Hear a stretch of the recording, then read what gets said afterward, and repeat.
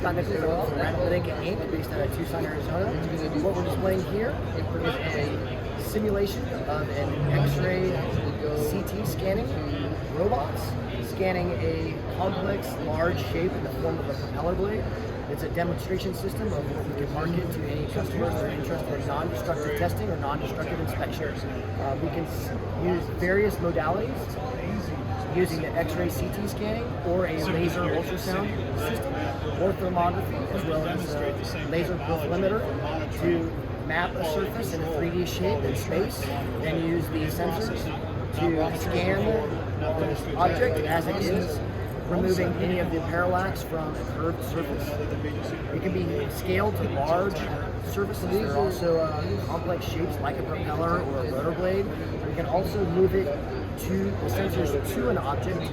We've scanned landing gear on aircraft that are in the hangar, so we can move the sensors to the object designed to be scanned. We use a very sensitive detector array that allows us to use a lower power X-ray source, but also sees things that normal X-ray CT scans can't. What we specialize in is R&D, but what we can also scale to production lines. The research and development is especially useful because you don't have to scale your samples to make it to fit it into an X-ray CT source. You can scan it as is, so it's true non-destructive test and inspection. Do you always have to have access to both sides? Are there some instances where you can do a single side scan? There are instances where you can do single side scan. We do have a technology with an X-ray backscatter that you can do single side.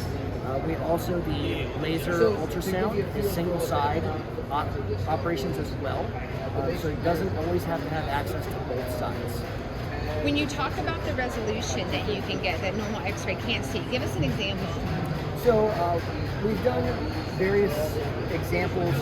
We do have one, we took an X-ray CT scan of a rose, and you can see the individual petals, the stem, and as it goes down into the base. A normal X-ray you would just blow out, you couldn't see any of that. So we can see very fine, and that's the beauty of the detector. It's such an advanced next generation detector that we use lower power so we can see things that the X-ray blows out in a finer display with the detector sensors. And talk to us about this laser-based ultrasound. I know we've used ultrasound in the composites industry for decades, but we always have to have a coupling. So the laser ultrasound that we use is a laser based with an optical microphone. So what it does is it uses the laser to create a thermal shock in the surface of whatever your sample is, that then the microphones listen for the radiation of that energy, and that's how you get the ultrasound. But it doesn't have to be touching the sample, and there's no gel or any medium required. It's air coupled. But how good are the results? Usually air coupled ultrasound is not very helpful. Well, we scanned down to a 2 millimeter pitch rate for the laser ultrasound, so it's fairly accurate. It gets very, now it takes longer to scan, and it obviously depends on what you're looking for, which is the other benefit that we do. One of the things that we do is we do overlay the X-ray CT scans with the laser ultrasound scan, so you can see them together, so you can, the laser and the X-ray CT are complementary. They don't always see the same things. Could you use your system to do a thermography scan quickly? And that would give you areas that you would then go back and do a more detailed. Yes. So one of the things that we do present to customers is that you can use thermography to narrow your search, X-ray to narrow your search further, laser UT to narrow your search even further. So now you can increase your accuracy and potential throughput because you're narrowing your scan down using big to small. You're not small scanning an entire sample if you don't need to. Some places need to. It all depends on your sample and what you're trying to find. How hard is it to learn how to operate the robots and to control the system? Not very challenging. James taught me how to do it in about a day or so. But it does depend on your sample and the complexity and how, if you're scanning the same sample over and over and over, relatively simple, it's very repeatable.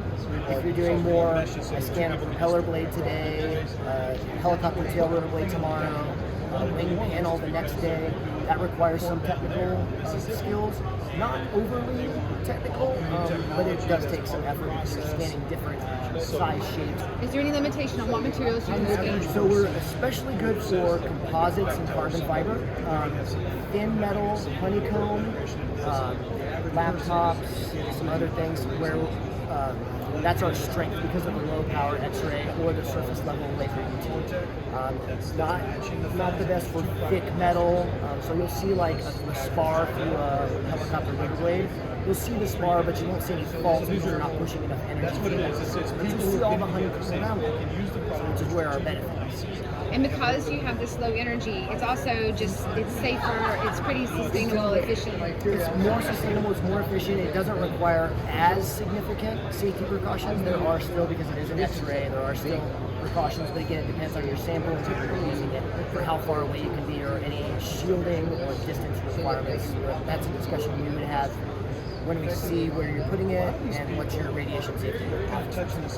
What kind of companies are you working with right now in North America? So right now in North America, we're working with major space industry players, as well as aerospace manufacturers, original equipment manufacturers, as well as most of the aerospace industries that are working into composites and carbon fiber and having concerns about their quality and inspecting their parts long term. So this is one of the systems that now they can inspect, non-destructive inspect their systems without taking them off aircraft or having to destroy the sample to find out if it's blue or not, or if they're having failures or will have a failure in the future. They can see it on the aircraft. Our goal is to have a show and tell.